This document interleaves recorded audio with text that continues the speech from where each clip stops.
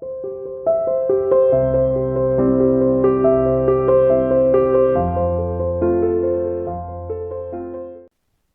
queria que os irmãos abrissem a palavra de Deus. No texto se encontra em Lucas 23. Lucas 23, a partir do versículo 33, diz assim: E quando chegaram ao lugar chamado Caveira, ali o crucificaram, e aos malfeitores, um à direita, outro à esquerda. E dizia Jesus: Pai, perdoa-lhes, porque não sabem o que fazem. E partindo as suas vestes, lançaram sorte sobre ela. E o povo estava olhando, e também os príncipes zombavam dele, dizendo aos outros: salvou, e a si mesmo, se esse é o Cristo, o escolhido de Deus. E também os soldados escarneciam dele, chegando-se e apresentando-lhe vinagre, e dizendo: se tu é o rei dos judeus, salva-te a ti mesmo. E também por cima dele estava um título escrito em letras gregas, romanas e hebraicas: Este é o rei dos judeus. Um dos bandidos que estavam pendurados blasfemou dele, dizendo: se tu é o Cristo, salva-te a ti mesmo e a nós. Respondendo também o outro, repreendia, dizendo: tu nem ainda temes a Deus, estando tu nesta condição? E nós, na verdade, com justiça, porque recebemos o que nós mesmos merecemos, mas este não fez mal algum. E disse a Jesus: lembra-te de mim, quando entrares no teu reino. E Jesus lhe respondeu: em verdade te digo, hoje estarás comigo no paraíso. Amém? Amém. Esse texto é interessante porque acontece uma coisa que aos olhos de muitos homens é uma injustiça, né? É uma injustiça. O ladrão, ou um salteador, ou um bandido, a palavra de Deus na verdade não fala quem ele era, dá algumas dicas, a gente vai chegar lá, mas Jesus o convida a estar com ele no paraíso, né? Existe um pequeno erro assim de tradução. Hoje se entende-se mais que não há vírgula, o lugar onde colocaram a vírgula aí, né? A palavra diz assim: em verdade te digo, vírgula, normalmente na tradução de vocês deve estar assim: hoje estarás comigo no paraíso. Mas já tem Bíblias agora que já estão corrigindo, que está dizendo: em verdade te digo hoje, vírgula, estarás comigo no paraíso. Porque no original grego não existia vírgula, não é? E quando se colocava isso, te digo hoje, ou te trago hoje, isso é até comum na Bíblia, né? Hoje te digo, hoje te deixo esse mandamento. É um jeito de falar da época, e acredita-se hoje que Jesus falou daquela forma, né, com aquele ladrão, e não que naquele mesmo dia. Isso porque a gente sabe que Jesus demoraria 3 dias, se estivermos olhando para o tempo humano, para ir até o inferno, tomar as chaves da morte e voltar à terra e ressuscitar. E depois passou mais algum tempo com os discípulos até subir novamente aos céus. Mas o que realmente importa nessa mensagem que eu quero trazer aqui é sobre este ladrão, sobre este bandido, não é? Em grego existem 3 palavras que se definem um bandido, e para esses é usado 2 dessas 3 palavras. A primeira palavra é kleptes, que é apenas alguém que cometeu um delito, né? Daí vem a que a gente conhece, cleptomaníaco, que é quem tem costume de roubar, mas não em si é uma pessoa perigosa, ou violenta, ou nada desse tipo. Depois tem a segunda palavra, que é a palavra que Lucas usa nesse texto para falar deles, que é carcugos, que significa marginais, pessoas que vivem opostos ao que seria o correto, que seria a tradição. São realmente bandidos, marginais, ladrões, pessoas que estão à margem da sociedade.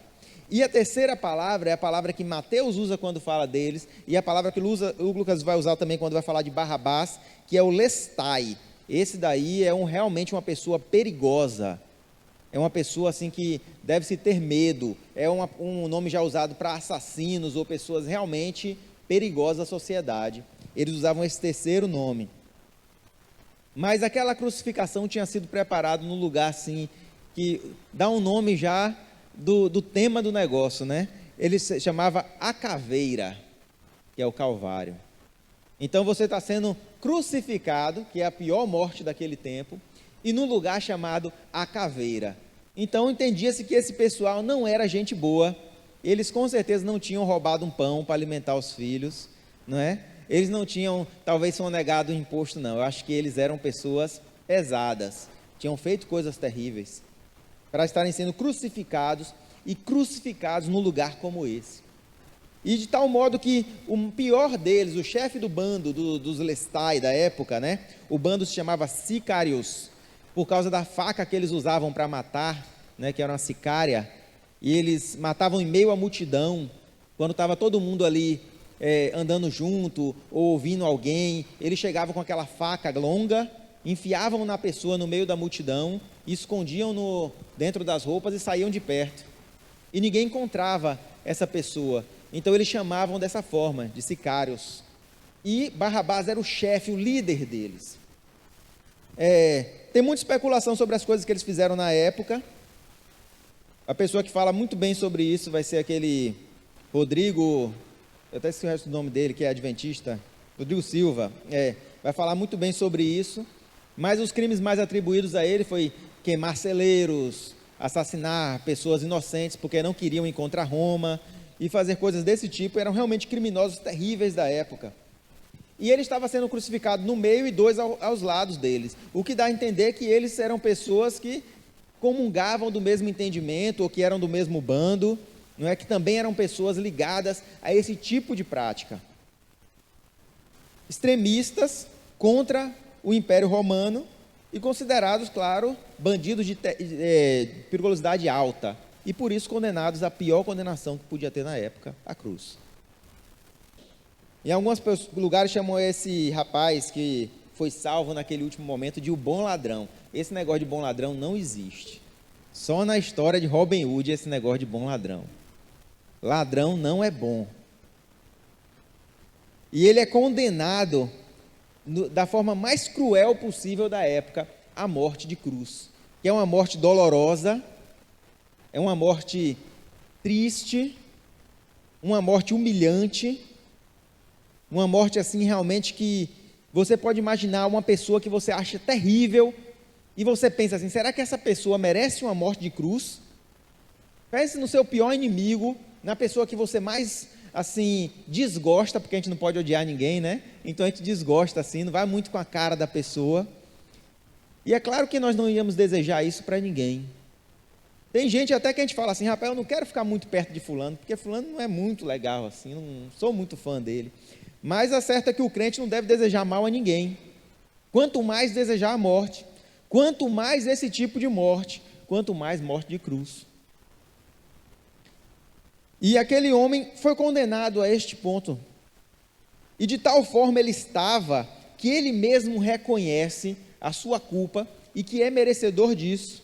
Eu vou chegar lá daqui a pouquinho. Mas quando os dois são postos diante de Jesus, e Jesus que tomou o lugar de Barrabás, porque a cruz tinha sido preparada para ele. Mais um ponto interessante disso aí, meus irmãos, é que quando Jesus se colocou, foi levado até Pilatos, ele tentou livrar Jesus. E ele falou assim, olha, vai ser crucificado já 3, não cabe mais, então vamos livrar um. E aí ele pega Barrabás, que é o pior de todos, e coloca junto de Jesus e fala assim, vocês querem que solte Jesus ou Barrabás? Esperando que o povo fale, poxa, Jesus está até fazendo um movimento que a gente não está gostando, mas o outro cara é um assassino, né? Não, eu vou aqui com Jesus. Eu posso até não ser muito fã de Jesus, mas eu vou com ele porque o outro cara é terrível, né? E é engraçado que o pessoal falou, vocês querem que eu solte Jesus? E o pessoal falou, ele não. Solta Barrabás. E eles escolheram soltar o bandido para andar entre eles, uma pessoa terrível, do que Jesus, porque eles não iam muito com a cara de Jesus. Ou eles tinham inveja de Jesus, ou tinham raiva de Jesus, porque Jesus estava mudando os conceitos que eles pregavam e que eles achavam corretos.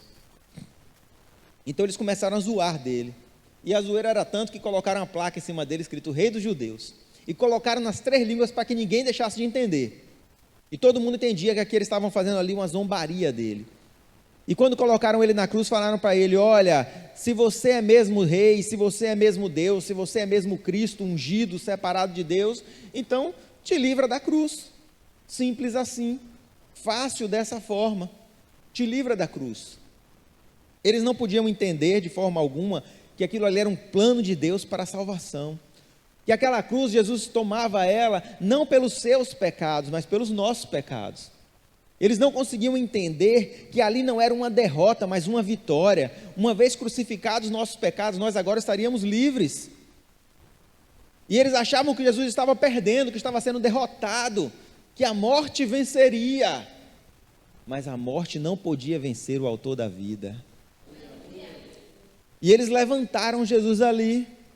E no meio de tudo isso, essa coisa tão importante acontecendo, tinham dois homens ali naquele lugar. Um à sua direita e um à sua esquerda. A Bíblia não diz claramente qual era o da direita e qual era o da esquerda.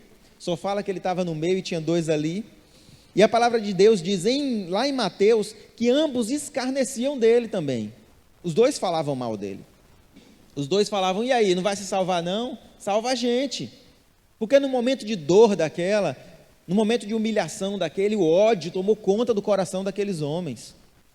E talvez eles até tivessem feito todos os crimes que fizeram por uma ideologia ou por algum motivo, mas naquele momento eles só sentiam ódio.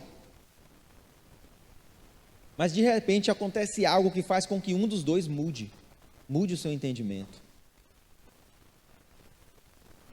E o que estava de um do lado falou, se tu é mesmo Cristo, salva-te a ti mesmo e a nós. E aquele que até aquele momento escarnecia dele também, agora cai em realidade. Vira para o seu amigo, seu companheiro de bandidagem e fala, tu nem ao menos teme a Deus, nem isso. A palavra de Deus diz que o temor a Deus é o princípio de toda a sabedoria. Olha que o temor a Deus vai fazer por essa pessoa que está condenado naquele momento. Ele diz,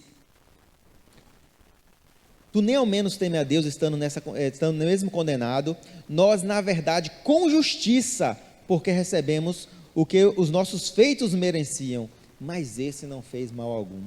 Isso que ele fala é muito profundo, meus irmãos, porque é muito difícil uma pessoa reconhecer os feitos que ela faz como coisas ruins. Se você for ver a história, até criminosos terríveis como Al Capone não reconhecia que ele tinha feito coisas ruins. Na ideia dele, ele tinha feito o que era certo. Ele tinha feito pelas circunstâncias. Tinha feito porque foi colocado naquele lugar, daquele jeito. Aquele outro bandido do outro lado também falou, olha, eu fiz o que fiz pelo como a vida me colocou. As circunstâncias me colocaram assim. E é assim que todo bandido, toda pessoa que é marginalizada, que é um sociopata, ela pensa. Mas aquele homem teve um lapso de realidade. Se você voltar um pouquinho, você vai ver como é diferente a atitude de Jesus para com os homens. Quando eles penduram Jesus no madeiro, lá no versículo 34, Jesus diz assim, ó, Pai, perdoa-lhes, porque não sabem o que fazem. E eu acho que isso mudou o entendimento daquele homem. Uma pessoa culpada nunca falaria isso. Nunca falaria dessa forma. Ele está sendo pendurado na cruz. Normalmente a pessoa naquele momento blasfema, xinga, ou então clama com misericórdia, diz que é inocente, e fala que não merece estar ali, ou faz alguma outra coisa, ou se expressa de alguma forma, mas as palavras de Jesus não foram em sentido a ele, ou a ver com ele, mas ele falava pelos aqueles que lhe maltratavam, pelos aqueles que lhe penduravam no madeiro. Ele fala, Pai, perdoa porque não sabem o que fazem. Eu imagino aquele criminoso ali do lado olhando para isso, fala, que homem é esse? Que neste momento está preocupado com a salvação daqueles que lhe prendem. Com certeza culpado não é, porque olha como ele fala, eles não sabem o que fazem. Mostra claramente que ele não é culpado, porque se ele fosse culpado ele falaria como outro, eles estão fazendo pelos crimes que eu cometi, está certo mesmo que eu estou passando. E o encontro com Jesus choca aquele homem, e é sobre isso que eu quero falar, sobre o encontro que ele teve com Jesus. Antes disso, o outro, ele fala, se é tu mesmo Cristo, salva-te a ti mesmo e a mim, ou e a nós, falando dos dois bandidos. E é interessante esse pedido dele para Jesus, porque ele tinha sido crucificado, ele estava naquela situação pelas coisas que ele cometeu, e o pedido não é por mim, não é em mim, mas é para mim. É engraçado isso, porque as pessoas chegam nesse ponto de desespero, ou de grande necessidade, e querem colocar Jesus na parede e falar assim: olha, se tu é mesmo Deus, se tu é mesmo poderoso, se realmente tu tem poder, faça isso para mim. E aí não recebe o que pede. Deus nem ouve a oração. Porque o que Jesus estava fazendo ali não era para eles, era por eles. O que Jesus fez, Ele não fez para mim, para o meu benefício, para você, para o seu benefício. Ele fez por mim, por você. Ele morreu por nós e não para nós, para que nós pudéssemos ter aquilo que nosso coração desejava. Não. Ele fez isso por nós, para que nós pudéssemos ter aquilo que Deus desejava para nós. E a transformação também não é para nós, a transformação é em nós. A transformação que faz algumas pessoas chamar este homem de bom ladrão, não foi para ele, para que ele ficasse rico, ou para que ele descesse da cruz, mas foi nele, para que ele reconhecesse os seus pecados naquele último momento. E há uma grande diferença de que um pede e o outro pede, porque um fala, me tira dessa cruz, o outro só fala, lembra-te de mim.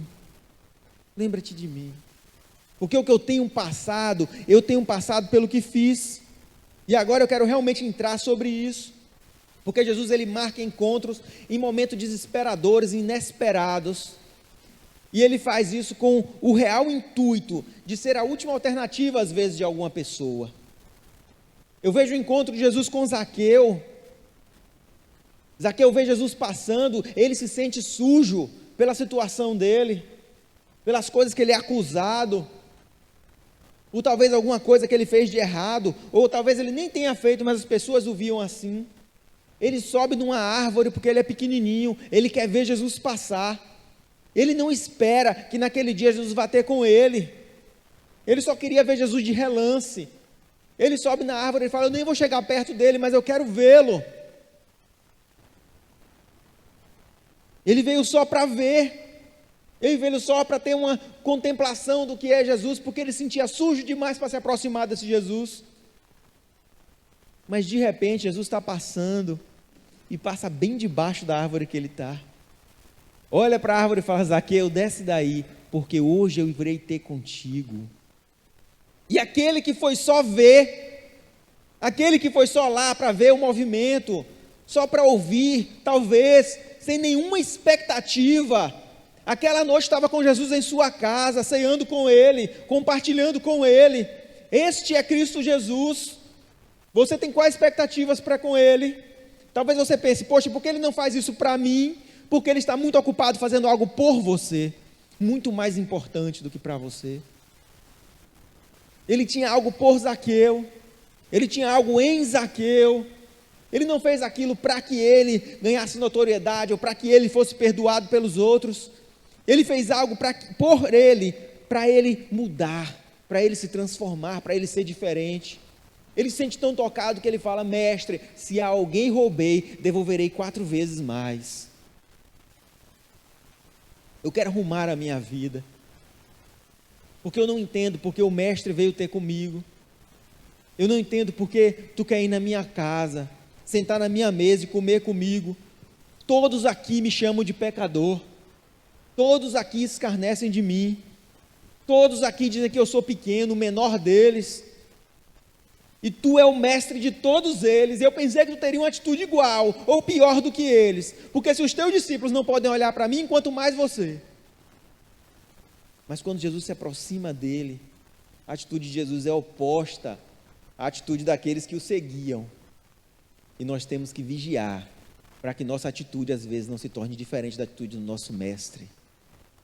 Porque às vezes nós olhamos e não vemos o pecado, nós vemos o pecador. E achamos que o problema está no pecador, quando na verdade nós temos que saber que o problema está no pecado e não no pecador. Jesus olhou para Zaqueu, e sim, Zaqueu tinha seus defeitos, mas Jesus pôde ver a pessoa, o homem que estava ali por trás, e separá-lo do pecado que às vezes o consumia. Isso fez ele diferente de todos aqueles que o seguiam e que o serviam. E o que adianta que a gente siga Jesus e sirva a Ele, se a gente não consegue ter o mesmo entendimento e a mesma visão que Ele? Como podemos ser chamados de cristãos, que significa pequeno Cristo, se não conseguimos olhar com os olhos de Jesus para as pessoas? O encontro que Jesus tem com Zaqueu vai mudar a vida dele, mas não é só com ele que Jesus tem encontro. Jesus também tem encontro com a samaritana. A samaritana não esperava nada de ninguém, ela ia buscar água no pior horário possível, para que não encontrasse com ninguém. Ela ia buscar água num poço distante, ao meio-dia, o sol na testa, na cabeça. Por que ela fazia isso? Porque ela não queria encontrar com ninguém. Ela já tinha tido alguns maridos, e o que ela estava agora nem era marido dela. Ela era uma pessoa que vivia com vergonha, e ela se escondia, não queria ouvir a conversa dos outros. Jesus se aproxima dela naquele momento, que não devia ter ninguém ali naquele lugar, e pede para ela que ela lhe dê água. E ela fala assim: você sabe que eu sou samaritana? Você sabe que o seu povo me despreza? Aqueles que dizem que são seu povo, eles me desprezam. Eles nem falam comigo. E você está falando comigo? E Jesus fala para ela: você me pergunta se eu te conheço, mas se tu me conhecesse, aí era tu que me pediria água, e eu te daria uma água que iria transformar a tua vida. Porque a água que tu está me dando agora, eu vou beber, e logo após eu terei sede novamente. Mas a água que eu tenho para dar, tu nunca mais terás sede. Ela pergunta para Jesus: tu me conhece para estar falando comigo? Jesus fala: é tu que não me conhece, não tu estaria falando comigo. Se você me conhecesse, olha, eu vim aqui só para pegar uma água, e talvez alguém tenha vindo aqui só para pegar um pouco de água, para saciar um pouco de sede, porque está passando por uma dificuldade, por um momento, e quer mais um pouco de ânimo, mais um pouco de força para passar pela próxima semana, talvez. E Jesus fala: mas agora tu encontrou uma água aqui, que tu não vai beber e sentir sede logo mais. A água agora que tu encontrou, pode durar a tua vida inteira, e dentro de ti farás fonte de água viva, e tu irá transbordar, e irá matar a sede de muitos outros. Mas não era isso que ela tinha ido buscar no poço. Mas não se engane, meu irmão, ela foi até o poço buscar água, só não essa água, mas ela teve um encontro inesperado com Cristo. E as coisas mudaram para ela. O pastor Daniel falou hoje de manhã, a sunamita também encontrou com Jesus. Outro encontro. Quantos encontros na Bíblia relata de pessoas que foram transformadas por Jesus? Semana passada mesmo eu falei de um pai de um filho que estava possesso há muitos anos, que foi também transformado por Jesus no encontro inesperado. Mas essa talvez seja o maior inesperado da Bíblia. Esse encontro marcado no Calvário, na cruz. Onde ele encontrou com Jesus? No lugar chamado Caveira. De que situação? Pendurado numa cruz. Este talvez tenha sido campeão das situações inusitadas para se encontrar com Jesus. Eu acho que tão inusitado quanto ele, é o único que consegue competir, é Sadraque, Mesaque e Abednego, que encontraram Jesus dentro da fornalha, pastor. É outra situação também bem complicada para se encontrar com Jesus, mas eles encontraram com Jesus ali e tiveram vitória por causa disso. Mas esse se encontra com Jesus no madeiro. Agora, é surpreendente, meus irmãos, que a presença de Jesus era a mesma para o que estava à sua direita e para o que estava à sua esquerda. O mesmo Jesus estava presente ali. O mesmo Jesus abençoador. O mesmo Jesus Pai, maravilhoso, conselheiro, príncipe da paz, estava ali presente para o da direita e para o da esquerda. Porém, naquele dia, ia para o inferno, e o outro aproveitou a presença de Cristo para ir para o paraíso. Será que eles receberam uma palavra diferente? Será que o louvor foi diferente que um ouviu ou que o outro ouviu? Será que a posição da cadeira que um estava sentado e a posição da cadeira que o outro estava sentado interferiu no entendimento do que foi dito? Não é a semente que foi jogada, mas a terra onde ela caiu. Um recebeu, o outro não. Um reconheceu, o outro não. Um se diminuiu, o outro diminuiu Jesus. Então, um que estava preocupado no para mim, ele falou: olha, se tu é mesmo Deus, como se alguém pudesse movimentar Jesus pelo ego dele, não é? Alguém fala assim: rapaz, tu não está fazendo isso que tu não pode, né? Você já manipulou alguém assim, né? Tem umas pessoas que é besta o suficiente para ser manipulado desse jeito. Mas se tu conseguisse, tu já tinha feito esse negócio. Aí o cara vai lá e se anima para fazer, só porque alguém falou uma bobagem dessa, né? A pessoa que é segura de si, não se preocupa com isso. Mas ele tenta manipular. Se tu é mesmo Cristo, eu vou te desafiar. Até Satanás tentou desafiar Jesus, não se deu muito bem no negócio. Com toda a sua sabedoria, a sua astúcia aí, de milhares de anos, observando como os homens funcionam. E aquele homem tenta desafiar Jesus, fala: se tu é mesmo Deus, faça isso para mim. Me livra daqui, me tira daqui. E Jesus nem se importa com o que ele está falando, nem dá resposta para ele. Agora o outro fala assim: olha, tu não tem pecado nenhum e está aqui entre nós. Faz isso por mim.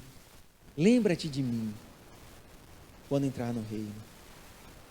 E agora eu quero falar um pouquinho sobre o entendimento do julgamento desse homem.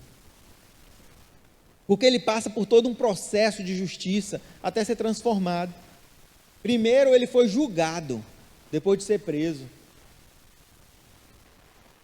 E depois de ser julgado, ele foi condenado. E a tal forma na vida daquele homem era essa condenação, e a condenação significa o entendimento dos outros sobre ele, que ele aceitou a condenação.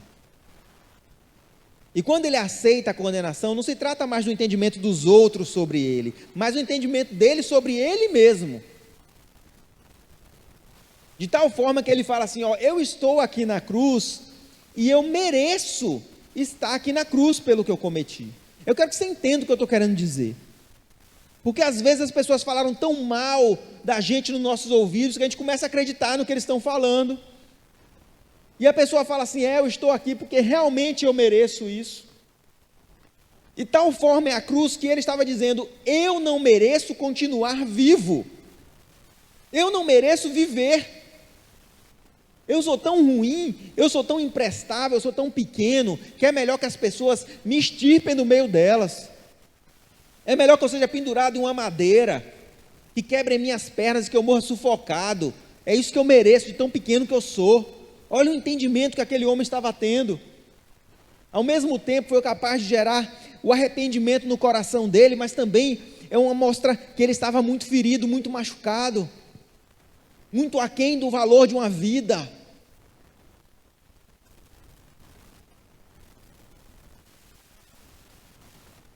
Não se trata de uma pena de morte rápida e indolor, mas de uma coisa humilhante. E ele falava: tudo isso que eu estou passando, eu mereço pelos males que eu fiz. Meus irmãos, quem sou eu para julgar? Eu acho que pior do que isso aí, só o inferno. Mas quem sou eu também para julgar se alguém merece ou desmerece o inferno? Eu sei que não é a vontade de Deus que de um de nós passemos por isso. Não é a vontade de Deus. Não foi para isso que Ele formou a vida. Não foi para isso que nós nascemos, para chegar a este ponto. Hoje em dia é comum ouvirmos falar em suicídio. A pessoa acreditar realmente que ela não merece a vida, ou que a vida não vale a pena. É o mesmo entendimento que esse homem teve. Ele fala: olha, os outros acham que eu não mereço viver, e eu agora também acho que eu não mereço viver, e o que eu estou passando aqui é o que realmente eu mereço, a morte de cruz. Isso de forma alguma pode ser verdade. Nós não somos a favor da pena de morte por um simples motivo: enquanto há vida, há esperança no arrependimento. E Jesus foi buscar ele em um encontro inesperado, na cruz, no momento final da vida dele. Jesus tinha um objetivo. Eu não estou falando do objetivo maior, que era morrer por todos nós sabemos que esse é o objetivo maior de Jesus. Mas Jesus tinha um outro objetivo, porque mesmo no meio de uma missão tão importante, Jesus não deixava de ser um evangelista, um pregador em nenhum momento. Pregava com a sua vida, com as suas palavras. E tocou aquele homem, naquela situação. Agora, depois de ter aceitado a sua situação de pecador, não porque era certo ele morrer, mas porque realmente ele tinha feito coisas erradas, ele agora se arrepende e fala: mestre, lembra-te de mim quando entrar no teu reino. Alguém que não se arrependeu não pode falar isso para Jesus. Não faz sentido que alguém que cometa tais práticas alcance ao reino dos céus. Mas nós temos um mestre que pode ler os corações. As palavras às vezes não são necessárias, ou talvez nós nem temos forças para dizê-las. Aquele homem nem falou com suas próprias palavras que se arrependia de tudo que tinha feito. E eu nem sei que dificuldade ele tinha para falar, pendurado numa cruz, com seus pulmões se enchendo de água, a ponto de morrer. Mas ele fala: mestre, lembra-te de mim. Lembra-te de mim. E Jesus responde para ele: te digo hoje, estarás comigo no paraíso. É importante Jesus tivesse dito isso para ele, porque ele recebeu há pouco tempo uma punição dos homens. Um juiz virou para ele e falou: a tua punição é, hoje você vai para o madeiro. E aquele homem dormiu com isso. Amanhã eu vou morrer, amanhã eu vou me pendurar numa cruz. Eu vou estar lá morto, ao lado de Barrabás, uma pessoa tão terrível, e eu estou ali sendo comparado com ele. Quão terrível eu sou, porque os homens o fizeram a se comparar com o mais terrível dos homens. E ele falou: eu sou dessa laia mesmo, é isso que eu mereço mesmo. Mas Jesus traz para ele uma nova comparação do valor da vida dele. E quando ele olha para o lado, ao lado dele não está o mais terrível criminoso de sua época, não. Mas está o Senhor dos senhores, o mestre dos mestres. E ele fala: um bandido, hoje à noite, ou ele fala: hoje eu te digo, tu estarás comigo lá no paraíso. O nosso senso de justiça fica confuso, meus irmãos. É natural. Tem momentos que eu li a Bíblia assim e falava: não é possível. Um que me revoltou por muito tempo é a parábola do campo, em que a pessoa vai chamando pessoas para trabalhar, pastor Daniel. E ele chama de manhã e combina um valor, aí chama de tarde alguns e combina o mesmo valor, e no final da tarde ele chama outros e combina o mesmo valor. Quando de manhã recebe o valor e vê que o de noite recebeu o mesmo valor, falou: ei, peraí, eu trabalhei o dia inteiro e ganhei isso, e o cara que trabalhou só um pouquinho ganhou a mesma coisa. Mas dá um senso de injustiça, né, meus irmãos? Mas isso é natural, porque nós somos seres carnais. Quando formos livrados da carne, nós entenderemos as coisas. E olha o que Jesus fala, que o patrão falou para eles: eu não te paguei o que nós combinamos, como posso ser injusto? Eu falo: é verdade, ele tem um bom ponto irrefutável aí. Se ele está pagando exatamente o que combinou, como ele pode ser injusto? Mas dá aquele: não, está errado. O cara trabalhou só 2 horas, o outro trabalhou o dia inteiro e vão ganhar a mesma coisa. Mas o que Jesus nos paga é aquilo que nós combinamos com Ele. É isso. Se você combinou que Jesus vai tomar conta da sua parte amorosa, Ele toma conta da sua parte amorosa, vai dar certo. Se você combinou que Ele vai tomar conta da tua parte profissional, Ele vai tomar conta da parte profissional, e lá vai dar certo. Se você combinou que Jesus vai tomar conta de tudo, meu irmão, tudo vai dar certo. E se tu combinou que Ele não vai tomar conta de nada, aí é contigo. Se der errado, não vai culpar Ele, porque é de acordo com o combinado de vocês. A palavra diz que o combinado não sai caro, né? Às vezes sai caro. Se for mal combinado, o negócio sai caro. Mas Jesus chega naquele último momento daquele homem e diz: estarás comigo no paraíso. Isso reflete a punição que os homens lhe deram. Ei, os homens me disseram que eu sou um criminoso. Os homens me disseram que eu sou o pior de todos. Até o discípulo dele, o tal do Mateus ali, me chamou de Lestai, é o pior que tem. Mas ele está dizendo que eu vou estar com ele no paraíso.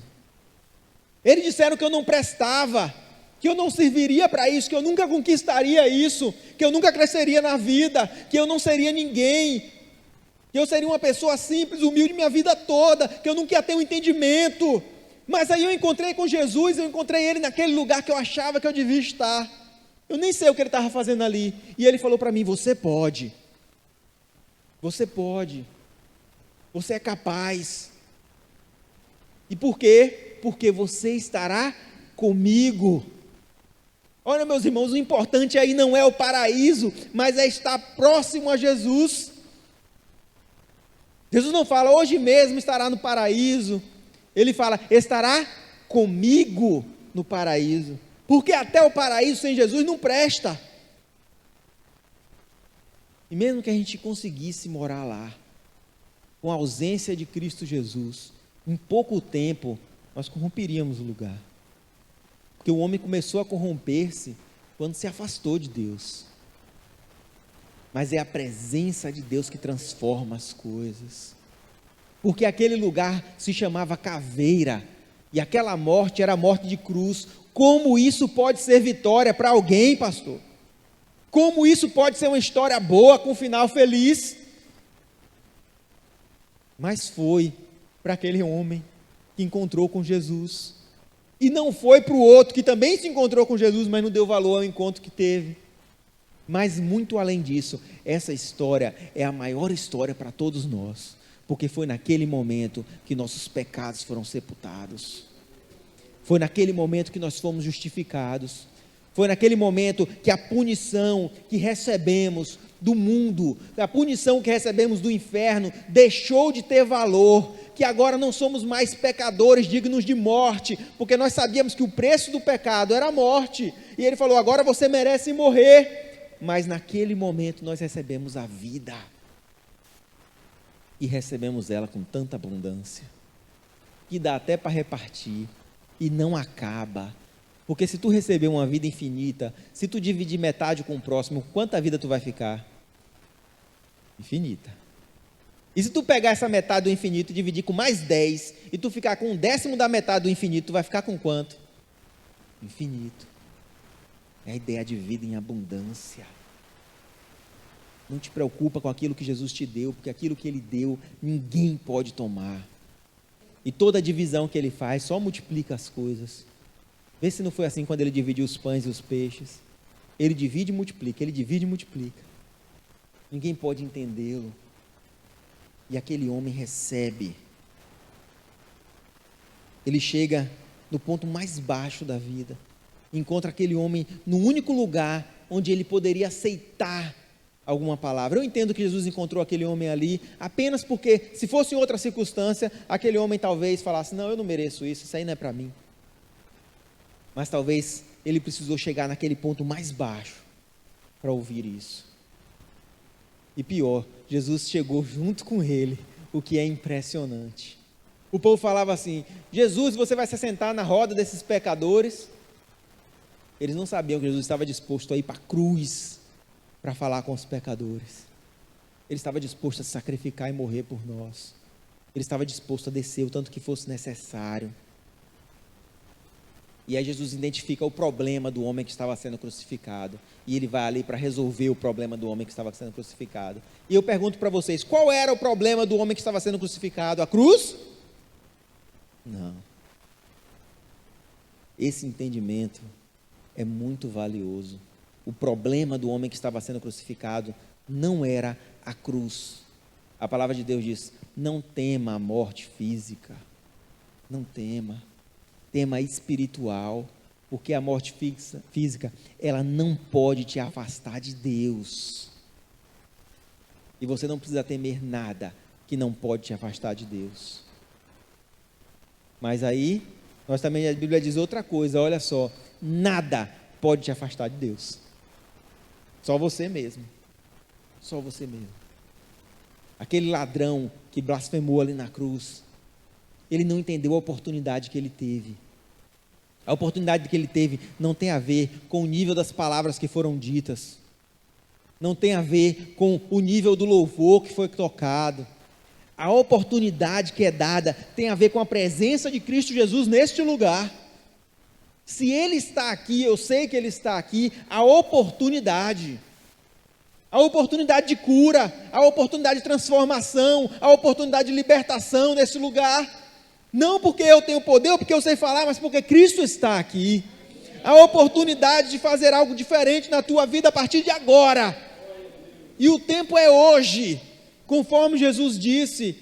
Não porque a igreja é especial ou porque isso aqui tudo foi benzido, mas porque Cristo está aqui. E é aí que as coisas acontecem, é aí que tudo se transforma. Porque há um encontro com Jesus. Esse encontro não depende da semente, depende da terra. Seja uma boa terra para receber esse encontro. O problema do crucificado não era ser livre da cruz, era ser livre das trevas. E Jesus não liberta da cruz. E Ele nem isso pede. Ele fala, quer saber? Para mim já chega de lutar com este mundo. Mas eu queria que me lembrasse, quando entrar no teu reino. Eu não quero que se lembre de mim agora, Jesus. Não é neste momento que eu estou preocupado. Não é com as coisas materiais. Não é nem com a minha saúde que eu estou preocupado. Ó Jesus, eu fiz tanta coisa cruel, tanta coisa ruim, e que conseguiram me convencer que eu mereço tudo que eu estou passando. Mas eu não quero ser lembrado agora, nem aqui neste mundo. O que eu espero, o que eu procuro são coisas lá em cima, na glória, no teu reino. Ele diz, Jesus, lembra-te de mim quando entrares no teu reino. Meu irmão, talvez Jesus lembre de você agora, e você conquiste casas, apartamentos, carros, mansões. Tenha muitos filhos, muita prosperidade, muita saúde, um corpo perfeito, uma cara muito bonita. Mas tudo isso pode ser em vão, se teu nome não estiver no livro da vida. Tudo isso pode ser em vão, se você não acumulou riquezas no céu.